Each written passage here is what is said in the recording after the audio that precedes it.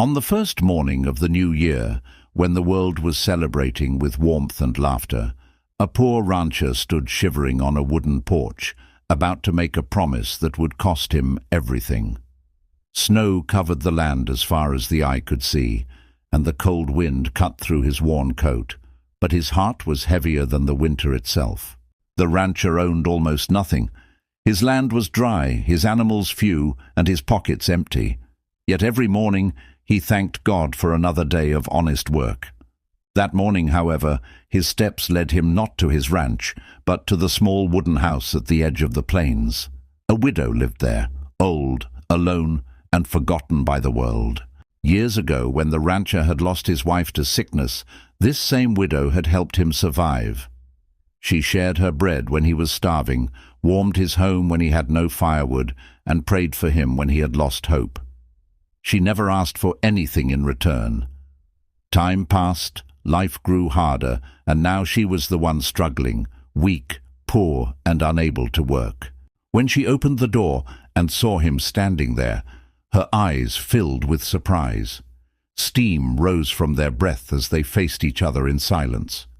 The rancher gently took her hands, hands that had once worked endlessly to help others, hands now trembling with age.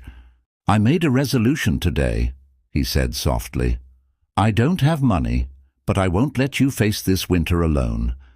Tears rolled down her face. She tried to refuse. She knew how little he had, but he insisted. From that day on, the rancher shared everything: his food, his firewood, his time. He repaired her house, checked on her daily, and worked twice as hard to make sure she was warm and safe. The winter grew harsher. Some days the rancher went to bed hungry. Some nights he questioned his decision. But every time doubt crept in, he remembered the kindness she had once shown him when no one else cared. Then something unexpected happened. Neighbors began to notice.